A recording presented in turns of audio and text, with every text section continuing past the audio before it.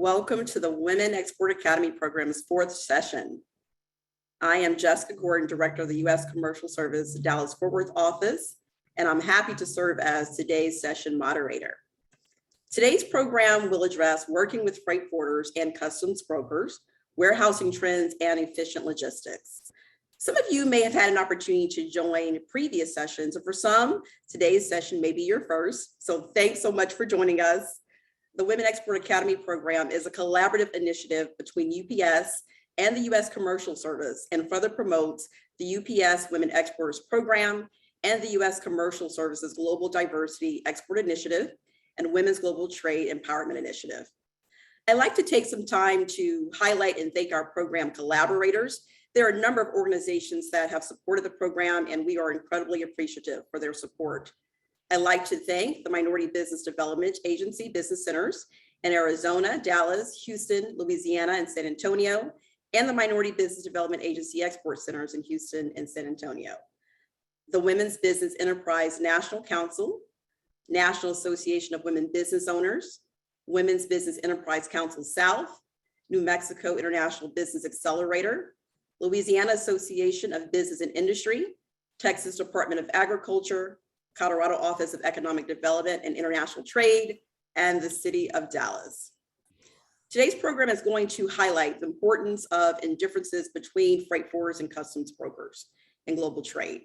We often speak with U.S. exporters and businesses, and many companies assume that freight forwarders and customs brokers are one of the same.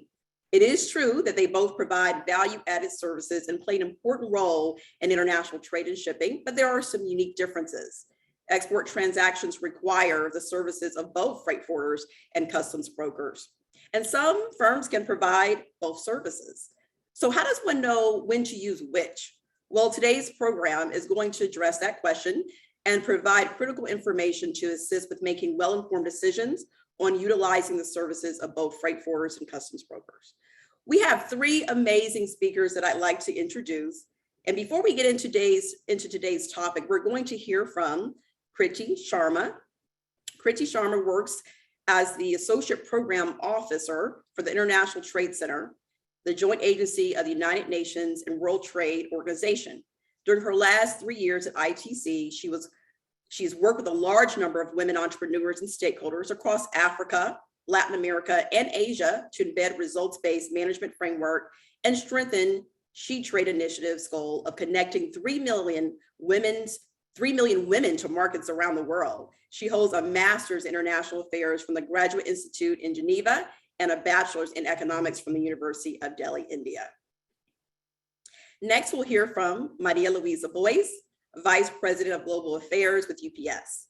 Maria Luisa has over 25 years of experience in leadership in international trade, custom affairs, and cross-border trade. In her current role, she is part of the team working on Capitol Hill, Washington, D.C., advocating for UPS's priorities. She supports the company's government affairs efforts in Latin America, advocates for global policy impacting UPS's small business enterprise customers, and leads the global public affairs team and the UPS Women Exporters Program, which has trained over 17,000 women and small business owners over the past 3 years. And lastly, we'll hear from Kelly Wilton, Cross-Border Trade Compliance Manager with UPS. Kelly has worked with the customs brokerage industry since 1982 and earned her customs brokerage license in 1988. She began her UPS career in 2003 with operational responsibility for U.S. Northern Border brokerage offices in Maine, Vermont, New York, and Michigan. In 2011 to 2012, Kelly took a short-term international assignment to the UK as a customs and freight manager for the London 2012 Olympic and Paralympic Games. Since 2013, Kelly has held a variety of roles for both brokerage and global freight forwarding, including sales support, solutions and implementations, and project management. In her current role, Kelly has compliance oversight of UPS's brokerage offices on both the US northern and southern borders. At this time, I'd like to invite Kriti to share with us an overview of the International Trade She Trades Initiative. Kriti, welcome. Thank you so much, Jessica. I'm unable to turn on my video, unfortunately. If you can just check. Yep. Yes. We're gonna do that. Let me And Jessica, I jump in here. Kriti, you should be able to do it now. If I Wonderful. may, Jessica, on that part before Kriti answers, because I have to do this. Kriti is also, we're good friends. We've been working together now for many years. And she has been something to be aware for the audience too. She's a big advocate for women entrepreneurs around the world. So I want to thank her for taking the time to joining us and this fireside chat. Kriti is Jessica will another big champion for women entrepreneurs here in the U.S. We'll ask you the questions and hopefully we can help our audience to learn more international perspective. So back to you, Jessica. I jumped into your question and Kriti. Thank you, Maria Luisa. And Kriti, it's so nice to have you on and to connect with you. So nice to have you with us today. Thank you so much, Jessica. Thank you, Maria. It's an honor to be here. A very, very good morning to everyone. And a good afternoon from Geneva. I'm based in Switzerland, which is the International Trade Center HQ. I think Jessica introduced me very well, and thank you for that. But just for everyone to know, so I work for the International Trade Center, and we assist small and medium-sized enterprises in developing and transition economies to become more competitive in trade. And within ITC, I'm working for the She Trades Initiative, which actually began in 2015. With a vision and understanding that, when it comes to promoting women's economic empowerment, it's not just a matter of one institution or one entity. We really need all hands on deck. And that's why we at She Trades, we really take a multi-pronged ecosystem approach to achieve that. So how we do that is by making sure that women entrepreneurs not only have the right capacity to participate in trade, but we also work with key stakeholders across the business ecosystem. So this means governments, business support organizations, chambers of commerce, private sector partners, financiers, etc. And we work with them to create conditions that are important for women entrepreneurs and women-led businesses to prosper and thrive in trade.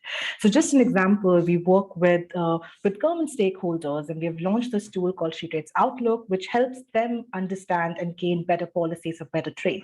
So this tool currently maps the trade ecosystem for women in 38 countries. It really highlights, how effective the policies are in each of these countries to promote women's participation in trade, and also shares some good practices that government stakeholders and policymakers can adopt for more effective policy making. We also work with key partners such as UPS to co-deliver technical assistance and tailored solutions to empower women in trade. And we are so thankful for this partnership. We really believe UPS is a very strong advocate for women's economic empowerment, and I think our partnership speaks for itself. And here I'd like to take an example of a coaching program that we delivered with UPS in Nigeria. So we worked with 25 women entrepreneurs in Nigeria, where they received training, technical assistance, one-to-one coaching with UPS Nigeria experts. The women also received specialized shipping rates to boost their exports. And as a result of this program, just within 3 months, the women entrepreneurs reported accessing 7 new international markets and generating over $100,000 in new sales. So huge numbers, and it's really a testament to what partners can do and what they can bring to the table, and how important is a multi-stakeholder approach to empower women and to achieve gender equality. So this is what we do. She Trades, in a nutshell, we believe that every woman everywhere has a right to decent income, to employment, and has the voice to shape the trade and economic landscape. Thank you. Wow, that's incredible. It sounds like you really provide valuable support to companies who are looking to expand internationally, and especially women entrepreneurs who need technical support, who need coaching, who need mentoring. So thanks for sharing. Why do you think that it's important for women entrepreneurs to leverage networks and to network? That's a very important question, Jessica. And just before I answer that, let's take a look at some facts. So we know that women-owned SMEs, they make 40% of the total enterprises of the world. They actually hold 57% of the total jobs worldwide. And on principle, these are good numbers, right? But in reality, this is not exactly true, and this is not exactly evident in terms of other results and statistics that we observe. So right now, if we look at the majority of the business world, it's very male-oriented. It's represented by men. It's associated with men. Now, when it comes to finance, less than 3% of the global venture capital goes to the hands of women. And when it comes to procurement, less than 1% of procurement spend of large corporations is allocated to women. So we really believe here at ITC She Trades that networking, when done right, can overcome a lot of these barriers. And why is that? Because I think networking is very important to help women firstly gain accurate information. It's important for them to identify role models. It's important for them to find the right mentor to support them, to share with them the journey and wisdom to how to scale up their businesses, right? And it's also important for them to explore new opportunities, to expand their business and financial opportunities. And as women rise, we know that, how women, you're supporting women, how it's good for trade, how it's good for livelihoods. But as women continue to rise, they actually pay it forward by helping other women who are more nascent to grow their businesses as well. And She Trades, we take a very interesting approach to networking. We believe that it doesn't have to be physical events related. It doesn't have to be boring and traditional. It can be modernized, it can be cost effective, it can be done and catered to women based on their needs and their comfort, right?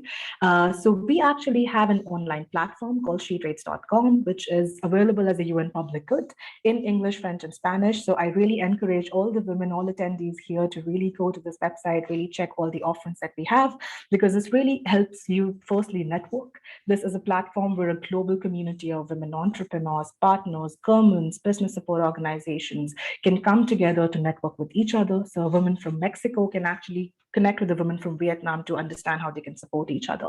This is also where we have, financiers and women entrepreneurs matchmake and network with each other. We have an automated tool that's helping them raise finance and really, reducing the turnaround time and fostering that networking component.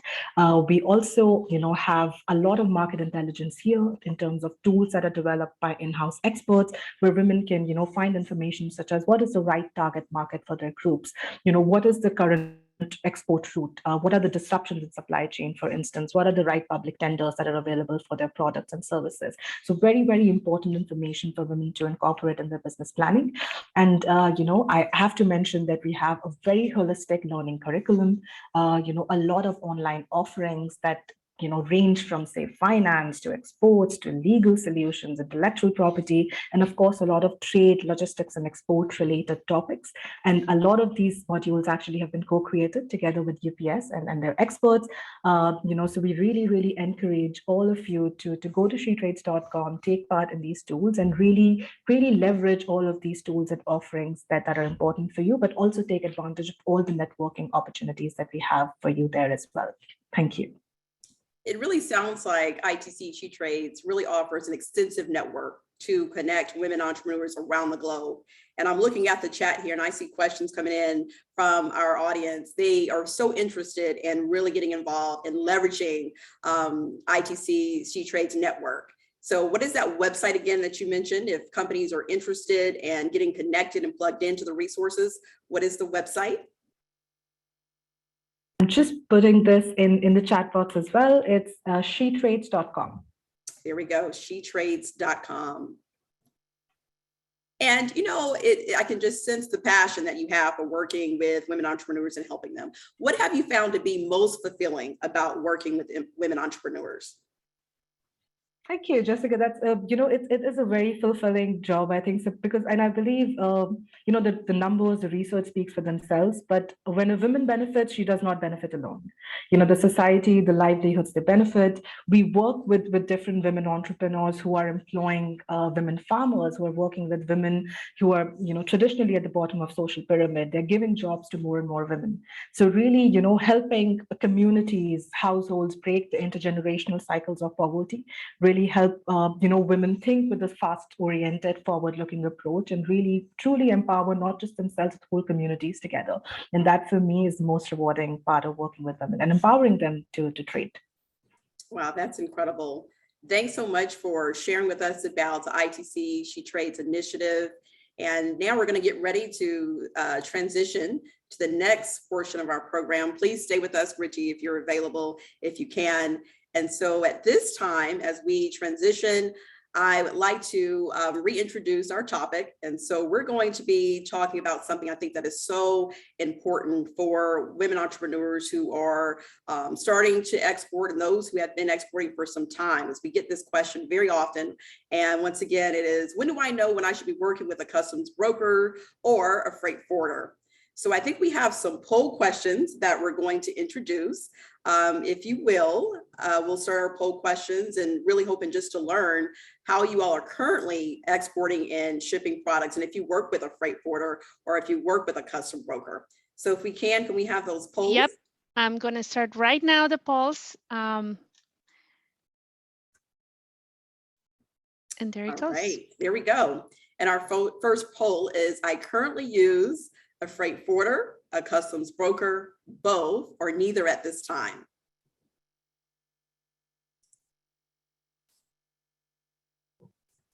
All right, looks like some responses are coming in. Very interesting. Okay, we have reached 80% response almost. I'll end the poll right now. Oh, wow, we have the results in. So it looks like the highest percentage is 47% at neither at this time. So happy that we're having today's program. It shows just how important it is. I see we have 31% using a freight forwarder. All right, so now we're going to initiate the second poll. I export directly to my individual end user through a third-party fulfillment center with warehousing, sell to distributors in bulk, so I do not handle individual shipments, or other. Which might be that they're not exporting currently, and because of the training we're doing, right, Jessica, they will be considering to export. Absolutely. All right, looks like we have some results coming in.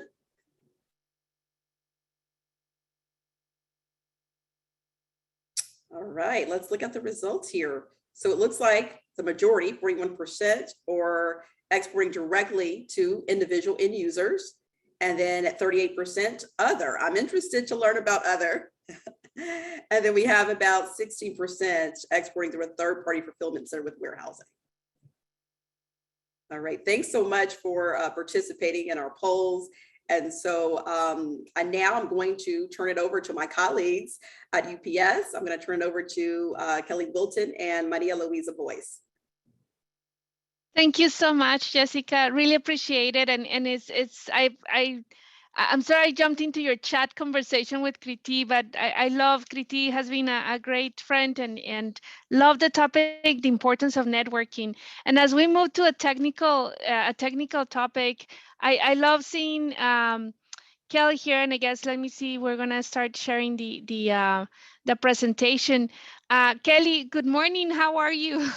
Oh, good morning, Maria Luisa. I am wonderful, thanks. Thank you so much for being here. And today, I thought those responses were interesting. And for those of you that answer other, do please put in the chat if it's either that you're not exporting, or if you're considering, what will be those questions. And today we're going to talk about a very interesting topic, that is freight forwarders and customs brokers.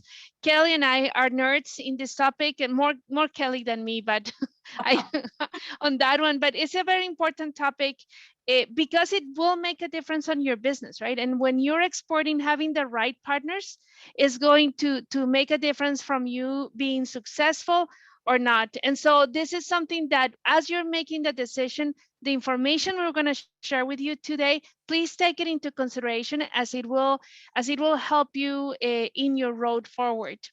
So can we, next slide, please? So the objectives is to understand what is the importance and the difference between freight forwarders and custom brokers, so that you can understand when you're making a decision, what are the functions and types of freight forwarders and customs brokers? How do you choose a good freight forwarder or a good broker too? I mean, that depends on what you are doing.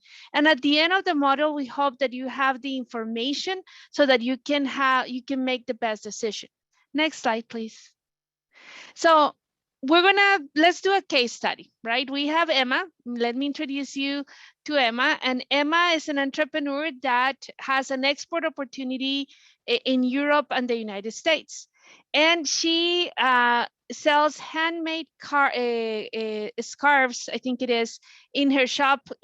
Plus she has an online shop also within Morocco.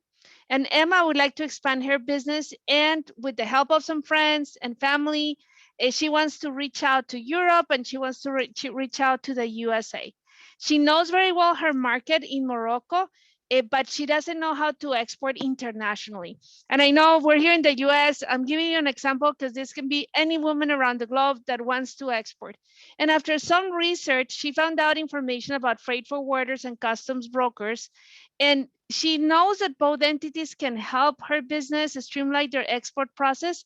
But what is the difference between them? She's figuring out, how can I do this? So Kelly, I want to invite you, if we can pass to the next slide, can you help us figure out how can we help her?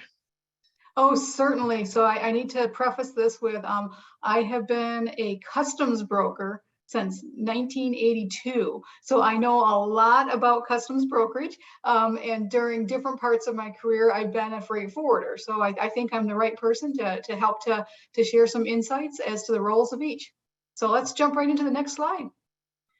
So yeah, a freight forwarder, they're the experts for arranging transportation, the import and export of the goods. And by engaging a freight forwarder, it does make the process easier and faster for the businesses involved because they don't have to worry about it. They let the freight forwarder. So typically, we're talking about large shipments like pallets to even full containers, but they also could involve smaller shipments that they're going to hold until they have a large shipment built. And then they'll move the larger shipment that's comprised of several smaller shipments. And then the freight forwarders, they're like the point person. They're in touch with all of the entities in the process that will be involved in monitoring the shipments, taking care of the transportation, truck, boat, plane, whatever combination there is. And also the big part of what the freight forwarders do is documentation. Gathering and assembling all the documentation that's needed, preparing documentation, and just ensuring that everything that's filed with its respective government agencies is compliant. So let's jump on to the next screen, please. So here's how it would work. So you got the small business owner. They would have the products that they want to export. And in this case, lots of questions and a sense of urgency. I think that sounds familiar to most of us. The freight forwarder steps in and they can offer some solutions. They've got the experience and the knowledge on how to coordinate the exports and the imports. And they can generally deliver some pretty fast and customized solutions. And they should also play a very big advisory role. Really, one of their main jobs is to give the advice to their clients on how best to accomplish their objectives. And then they arrange with a carrier. So the actual air carrier or ocean carrier, the freight forwarder arranges with them to provide this service. And that's how the goods physically get transported. Okay. Yeah, so here we go into the different services. Tracking of the inland. Managing the documentation, like I said, it's a very big part of what a freight forwarder does. In some cases, you may have them manage your inventory or do warehousing. A big part is to book the cargo space, whether it be air or train or flight. Negotiating with those carriers for the best freight charges. And I'd mentioned previously, consolidating small shipments into larger ones. And then also cargo insurance or filing the claims. And then the big one here, the very last box, is providing advice. That is just so very key to a freight forwarder's job. And then we have several different kinds. We've got the consolidator. So they're the ones that group those shipments from various customers to make up the full container. And that will lower the cost for each customer who has goods in that space.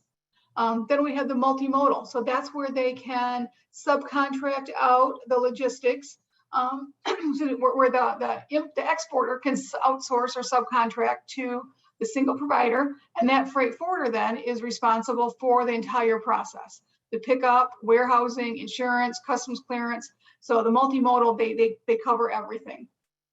At the port, the agent is responsible for arranging that shipment from one mode to another. And then of course we have the air freight forwarders. They process the shipments from the airlines. They may issue waybills and handle customs clearance. And then we have customs brokers. Like I said, I've been a customs broker for 40 years now. We generally act as an intermediary between the traders, the importers and exporters, and customs to ensure a smooth and efficient customs clearance process.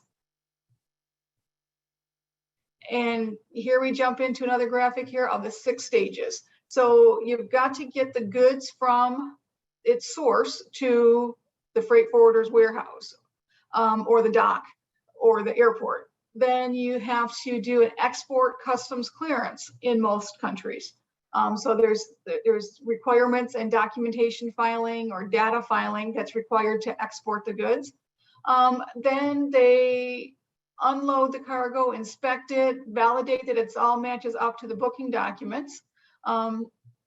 And then, of course, from there, it transits. So there's a big gap here talking about where does it actually transit. But then, so the import customs clearance comes into play. So that's in the country of destination. That's where we have to do our filings with the customs agency in that country. And then destination handling, getting it off the cargo, getting off the ship, getting it off the plane, and have it arranged, perhaps put it in a warehouse for, momentarily. And then import haulage to transfer it, to get it to destination. Okay, let's jump into how do you choose a good freight forwarder. So you want to take a look at all of these items here, starting with experience. So you want to deal with a freight forwarder that has experience, because any unusual situation may come up, and the more experience the freight forwarder has, the better able they can rely on that experience to resolve the issue quickly and smoothly. Needing to have a good network.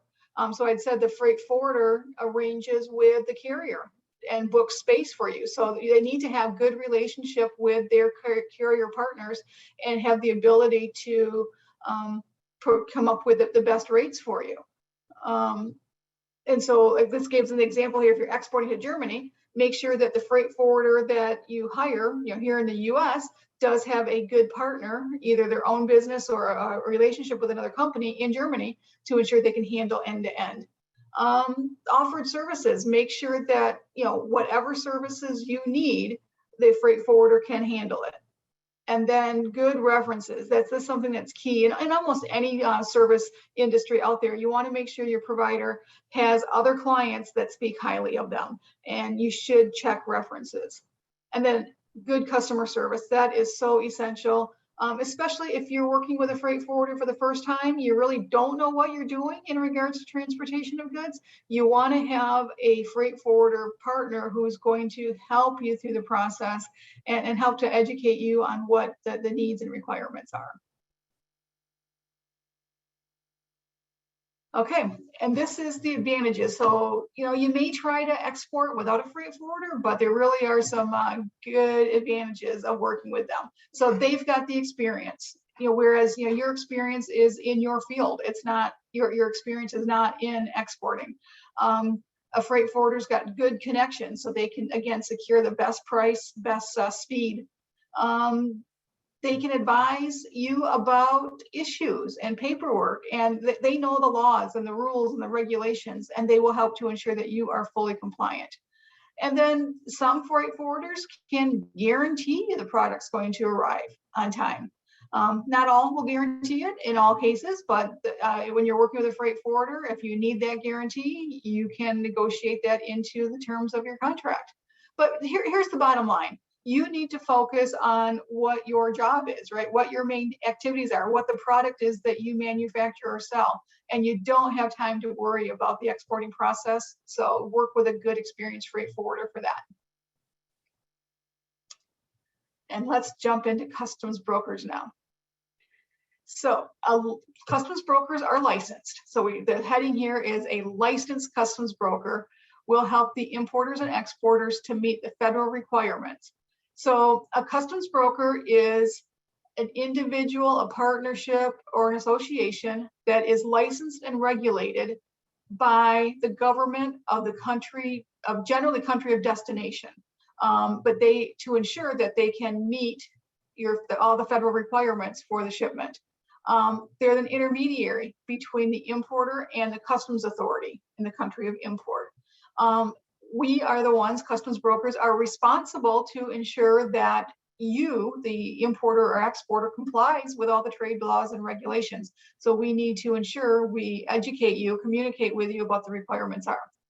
And these are professionals that typically handle issues that concern the entry procedures and classification of products. A previous module, we talked about HS rating, the HTS, tariff treatment, and trade agreements. So that's what your customs broker is there to ensure that you know all you need to know about those items to help you to lower the duty rates if possible, or take a look at any refunds or drawbacks that you might be eligible for to help you save some money. And here's the differences. So a freight forwarder generally is very wide ranging, from door to door, if that's what you want. They take care of all of the details for the whole shipment process. Whereas the broker, we specifically focus on the import side of that export transaction. Freight forwarders don't need to be licensed, but brokers do. A freight forwarder can be a customs broker, or they could have a partner or a relationship with a customs broker so that they can access brokerage services on your behalf. And customs brokers generally don't really have contacts within the freight forwarding industry, unless like someone like UPS, where we do both brokerage and freight forwarding. But again, the customs broker's role is quite narrow in the overall scope of things. But the two parties, they work together to help facilitate all of the issues. And so again, a freight forwarder plus a customs broker equals a successful export. Okay, let's jump back to our case study. Oh, this is a different case study, but that's okay. I know this is tricky, because what we did in here is different options, right? And I love, if I may, Kelly, I love how you're explaining the difference and what happens. I used to work with US Customs, as you know, and border protection, and it's so interesting, the regulation. So UCBP regulates customs brokers, also doesn't take away from the responsibility of the importer, right? Or the actual owner of the good too, when you're sending. And I mentioned this because even if when you hired a custom broker or a freight forwarder, do your due diligence, right? And make certain that you have the right information. That, as I was listening to you, that came to my mind. And you and I had these conversations last week or 2 weeks ago of the importance of the information handling. And so here, these are case studies or situations, let's call it, of what decision to make, right? If an exporter, for example, the first one, I'll read you the situation and then you can go over the decision that was made here. Is an exporter in Guatemala wants to send a pallet of wooden toys to Canada. So what does he do here in this first situation? Yeah, so they would work with a freight forwarder who will give a quote. In this case, the exporter in Guatemala says that their customer in Canada has their own customs broker. So in this case, the freight forwarder handles only the shipping and let the customer deal with customs clearance in Canada with their own broker. Another option is that the exporter, working hand in hand with their customer, they need to contractually agree on the terms of sale. So what are the Incoterms? Because those Incoterms will determine who's responsible for what piece of the movement. And that also includes the hiring of a customs broker. So in this case, the Incoterms support the customer in Canada taking care of all customs formalities and payment of duties and taxes.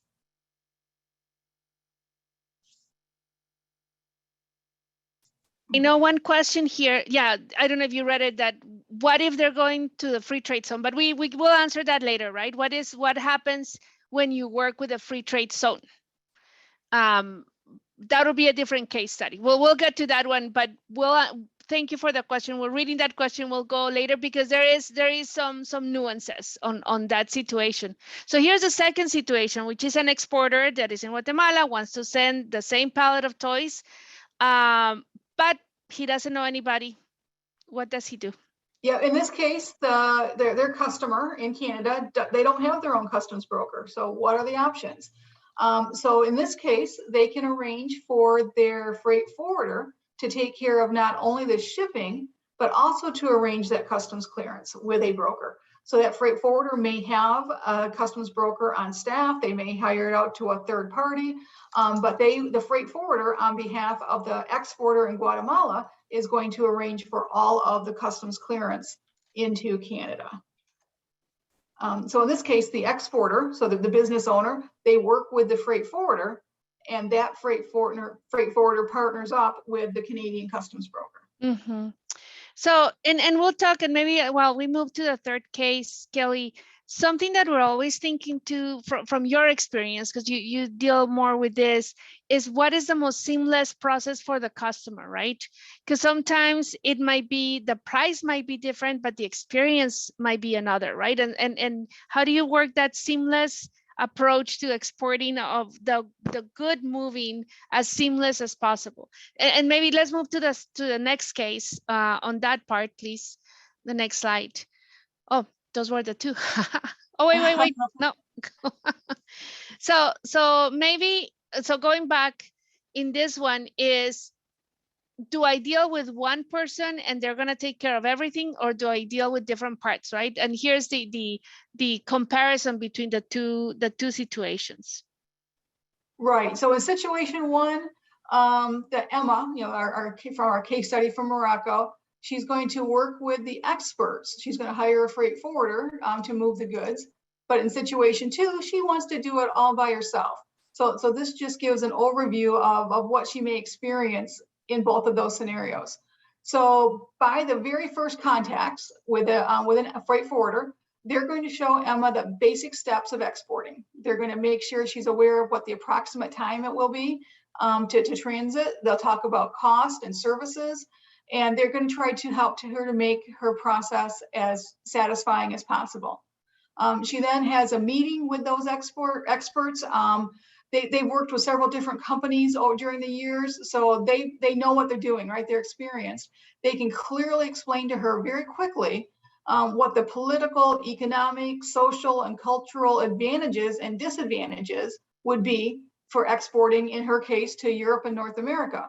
And they tell her what countries in Europe are better to do business. That's something a freight forwarder is able to help with.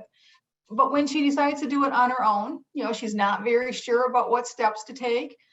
She doesn't even know how to start the process, and doesn't know how expensive it's going to be. Does she need to have any special licenses, or what sort of documentation is needed? How long before her customers will actually receive the goods? None of this is stuff that she knows because she doesn't export yet. So she starts doing some research, and she does some self-help, right? Goes to websites and she checks out blogs. She tries to get information like what's happening in Europe and North America. What are some of the political issues that might impact the import of the goods? What sort of conflicts might be happening? To her, it sounds really complicated. And this research that she's done, how reliable is that really? So she's still unsure. So you can see already just this very first step, there's a big difference between using a freight forwarder and going on your own. And then we'll go through, I'm not sure how we are on time here, Maria Luisa. Can we go through each of these points one by one? No, I think I would like to do, maybe let's do, we do have a little bit of time. I know we have some questions that have come in, Kelly, and maybe if you can highlight some of the points, just high level of that you think will be important for the participants. Yes, so I think the most important one is the first one listed here. It's all about documentation. So the experts, whether it be a freight forwarder or a customs broker, they know what documents will be required. They'll know if there's a special permit or a license required. So they can give advice as to what's needed. Or if you try it on your own, you're likely going to get caught off guard and require a document the last minute that you're not prepared to secure or don't have the ability to get or prepare. Yeah, and I think that might be connected a little bit to one of the questions that we have in here, and it is if the broker will know about the trade agreement, if any trade agreements exist with the country where they're exporting. And in your experience, that's something that you spend a lot of time is studying, right? What are those trade agreements? Yes, so a customs broker will know what other countries their country has a trade agreement with. I know something I spent a lot of my time on in 2020 was USMCA, this new trade agreement with the US, Mexico, and Canada. And so it was one of my jobs to advise customers on how to determine if their goods would qualify for that trade agreement. Same goes for other countries. There's the GSP program, Generalized System of Preferences. So it would be up to the customs broker to advise if imports from that country or exports to that country would be eligible for free trade or not. You know, there's a ton of free trade agreements that the U.S. has with other countries. You know, Israel. I can't even list all of them off the top of my head, but yeah, you really need to rely on your customs broker to advise you about free trade agreements and what the requirements are to qualify. Exactly. So in that respect, definitely your custom broker will help you to identify that. Not only you were asking in the question that we have, they were asking regarding the cost, but also I think regarding the documents that you may need. You may need less, you may need more, but the trade agreement helps you to get that information. Thank you, Paulette, for the question. And let's continue. I allow Kelly, continue with the points, and then we'll get to the other question that we also have here. Yep, I just want to make one more point on this slide. It's just that, you know, negotiated prices. So the freight forwarder has already negotiated contracts with multitude of carriers, with the ocean, you know, steamship lines, with the airlines, with truck carriers. So the freight forwarder has the power of, you know, bulk. You know, they have a high quantity, high volume that they are going to be shipping with those carriers on behalf of their customers. So they have good rates already in place, where if you as an individual were to call an airline direct or try to work with a trucking company direct, you know, you may not be able to get as, you know, you probably can't negotiate as good of a rate as the freight forwarder can. So it's just really important to take a look at that, and you know, look at your total overall cost, and have the freight forwarder use their negotiating power. I think that's so important, and Kelly, and we have seen how the prices have been impacting supply chain and movement. It's important that you all do your homework on this area, because the prices will vary, and freight forwarders sometimes have the opportunity to make it lower, right? Have it lower as they are consolidating cargo. That is so important. So we have another question, and I don't know if the timing is here, if you think it makes sense or not, which is, what happens when you work in a free trade zone? And that's a very unique topic, right? Yeah, and so I can't go into too much detail because free trade zones in different parts of the world operate a little bit differently. But in a nutshell, you know, generally speaking, the goods will be allowed to enter that country without payment of duties. There's still all sorts of customs formalities that need to occur, all sorts of documentation that's required.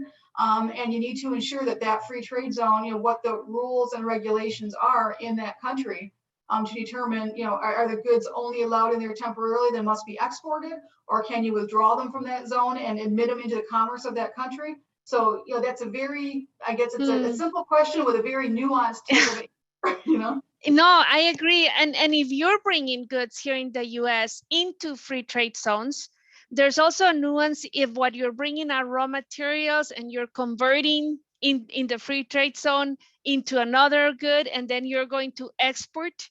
That has a whole different approach too, right, Kelly? Indeed it does, yes. So more to think about it. This might be, if you're interested in more of that information, definitely let us know, send us your email. We'll be more than happy to connect you with, to look more into what you're looking at on that part. So what have we learned today, my dear Kelly? Okay, let's review the summary here. So yes, working with freight forwarders and customs brokers will help you to feel more confident when exporting. And in the long term, it saves you time and expense.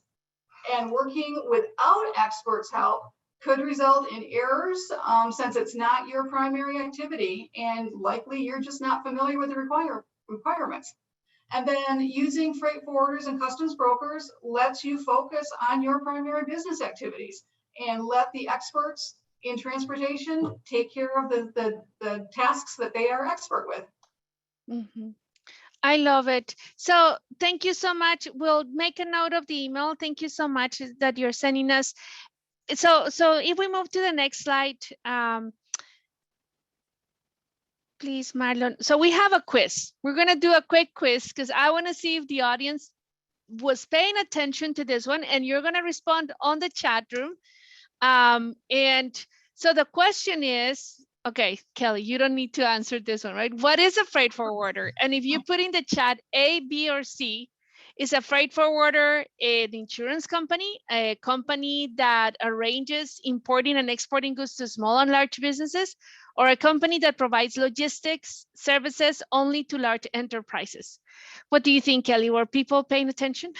Everybody was paying attention because it looks like we have 100% accuracy in all the responses. Perfect. Let's go to the next one, Madeline. Exactly. B is the answer. The next question, what are 2 examples of freight forwarder activities? And so you can select all of that apply. Planning the most appropriate route for achievement, shipping your goods without giving you advice on legislation affecting international trade, advising and contracting insurance for transportation of the merchandise. That's a tricky one. So we have B, C, A, and C. What do you think, Kelly? Should we A and C? Wow. Yeah, I'm seeing lots of good answers here. So what's the answer? Let's go, Marlon, to the next slide, please. A and C. Oh my gosh, I'm so excited. People were paying attention. I love it. Yes. Definitely planning the most appropriate route and advising and contracting insurance for transportation of the merchandise. I can tell, and Kelly, correct me if I'm wrong, from a UPS perspective, for example, when we think logistics and the route, we try to think the fastest route for you. So we also have the less impact on the environment. That's something that we're also very conscious about as we're looking for the solutions. And I think we have time for one more question. Oh, this is Kelly's close and dear to your heart. What is, Kelly? What is a customs broker? A, an entity licensed, regulated, and empowered by government to assist importers and exporters in meeting government requirements. B, an organization that owns means of transport to ship goods to different countries. Or C, a private agency focused on advising about packaging and warehousing. Wow, I am so excited with this group. Kelly, Yes. right? Look at that. This group is fantastic. I haven't seen a wrong answer yet, so I know. everyone's paying attention. Or Yes. it's really easy questions, one or the other. Exactly. That is the entity licensed, regulated, and empowered by the government to assist importers and exporters in meeting government requirements. Don't forget, though, that you have to do, what is the test? Reasonable due diligence. As you hire the broker, you have to do your reasonable due diligence, that have your homework and do your homework and know your product. That's something very important, right? I'm going to throw a term out there that the U.S. Customs Service, CBP, Customs and Border Protection, they actually have a standard that the importer must exercise reasonable care in all of their import transactions. So it's similar worldwide. It's still the importer and exporter's job to know what they're doing. So they have to hire the services of a skilled person who will advise them and help them to do the right thing. Yeah, exactly. That's always very important. Okay, so we have 2 more questions, and I think this will be the last 2. Well, let's move forward. We're gonna stop with the questions here, Madeline. If you can move forward. We didn't have time for our quiz full. Oh, that was it. Okay, that was fast. So one question that we have here is, how can you find a freight forwarder with a specialty? For example, items that require refrigeration or things that are more unique. What will be your advice, Kelly? Yeah, I hate to say it, but sometimes Google is your friend. Yeah. Yeah, if you don't know where to start at all, you just need to find freight forwarders, check out their websites to see if they advertise that they have specialties or if they're a niche forwarder or broker. But then also call them up, email, ask questions.